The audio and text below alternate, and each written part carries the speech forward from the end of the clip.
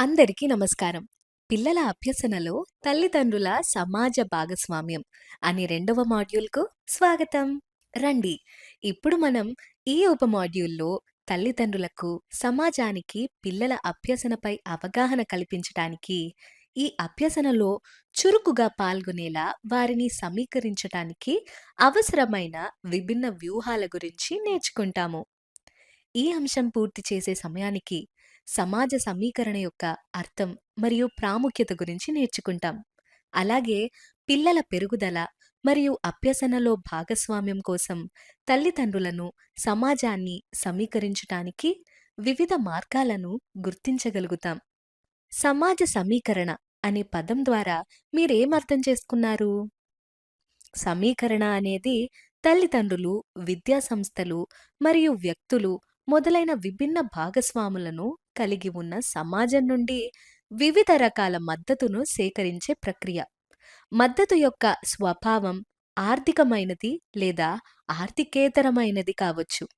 ఇది వివిధ భాగస్వాముల అవసరాలు, పాత్రలు మరియు బాధ్యతలపై ఆధారపడి ఉంటుంది. అయితే సమాజ సమీకరణ ఎందుకు అంత ముఖ్యమైనది? ఉపాధ్యాయులు తల్లిదండ్రులను మరియు సమాజాన్ని ఎందుకు చైతన్యవంతం చేయాలి? ఈ సమాజ సమీకరణ అనేది పిల్లల చుట్టుపక్కల పరిసరాలలో ఉన్న పెద్దలందరూ ఒకరికొకరు సహకరించుకుంటూ పిల్లల అభ్యసనకు మద్దతునివ్వటాన్ని తెలియచేస్తుంది. సమాజ సమీకరణ ఇల్లు మరియు పాఠశాల మధ్య అంతరాన్ని తగ్గించటంలో సహాయపడుతుంది. అలాగే పిల్లల పెరుగుదల, అభివృద్ధి మరియు పిల్లల అభ్యసన ప్రక్రియపై ప్రభావం చూపుతుంది. సమర్థవంతమైన సమాజ సమీకరణ ద్వారా పిల్లల విద్య పట్ల సమాజంలోని వివిధ భాగస్వాములకు మనము అవగాహన కల్పించగలము. పిల్లలు పాఠశాలలో మాత్రమే నేర్చుకుంటారు అనే అపోహను తొలగించడంలో ఇది మరింత సహాయపడుతుంది. మనకు తెలిసినట్లుగానే మనము తల్లిదండ్రులను మరియు సమాజాన్ని చేరుకోవటానికి వివిధ మార్గాలు ఉన్నాయి. అలాగే విభిన్న పరిస్థితులలో వేరువేరు పద్ధతులు పనిచేస్తాయి.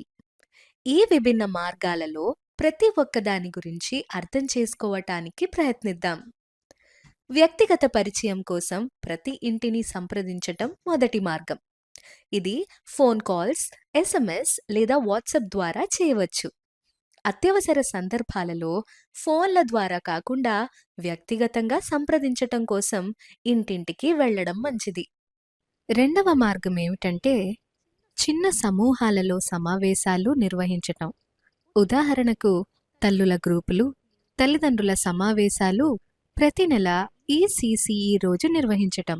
సంసిద్ధత ఉత్సవాలు ఇంకా జూమ్, వాట్సాప్ లేదా గూగుల్ మీట్ వంటి ఆన్లైన్ సమావేశాలు నిర్వహించటం ద్వారా తల్లిదండ్రుల మరియు సమాజంలోని సభ్యుల సహకారం పెరుగుతుంది. దానివలన మంచి ఫలితాలు పొందవచ్చు.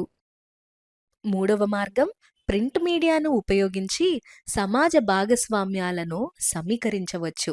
ఆరోగ్యం, పోషకాహారం, అభ్యసన కృత్యాలు మరియు ఈసీసీఈ డే వేడుకలు, కమ్యూనిటీ ఈవెంట్లు, ఆటలు మరియు స్కూల్ అంగన్వాడీలో వేడుకలు వంటి కార్యక్రమాలకు ఆహ్వాన పత్రాలు వ్యక్తిగతంగా లేదా డిజిటల్గా అంటే వాట్సాప్ లేదా ఫేస్బుక్ వంటి ఇతర సోషల్ మీడియా ప్లాట్ఫామ్ల ద్వారా అందించవచ్చు.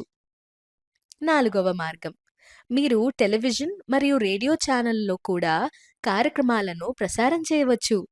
పిల్లలు మరియు తల్లిదండ్రులు రేడియో లేదా టెలివిజన్ నుండి ప్రయోజనం పొందుతారు, ఎందుకంటే దీని ద్వారా చాలా మంది ప్రేక్షకులను చేరుకోవచ్చు. వారికి సంబంధించిన ముఖ్యమైన సందేశాలు, సమస్యలు మరియు ఈవెంట్లను వ్యాప్తి చేయటానికి ఇది వీలు కల్పిస్తుంది. పబ్లిక్ సర్వీస్ ప్రకటనలు మరియు విద్యా కార్యక్రమాలను ప్రసారం చేయటం వలన పిల్లల అభివృద్ధి, ఆరోగ్యం, విద్య మరియు సమాజ కార్యక్రమాలపై అవగాహన పెరుగుతుంది. మనం ఇప్పటి వరకు తల్లిదండ్రులను మరియు సమాజాన్ని చేరుకోవటానికి వివిధ మార్గాలు తెలుసుకున్నాం కదా. మీకు బాగా అర్థమైందని భావిస్తున్నాను. ఇప్పటి వరకు మనం నేర్చుకున్న అంశాలన్నిటినీ ఒకసారి పరిశీలిద్దాం.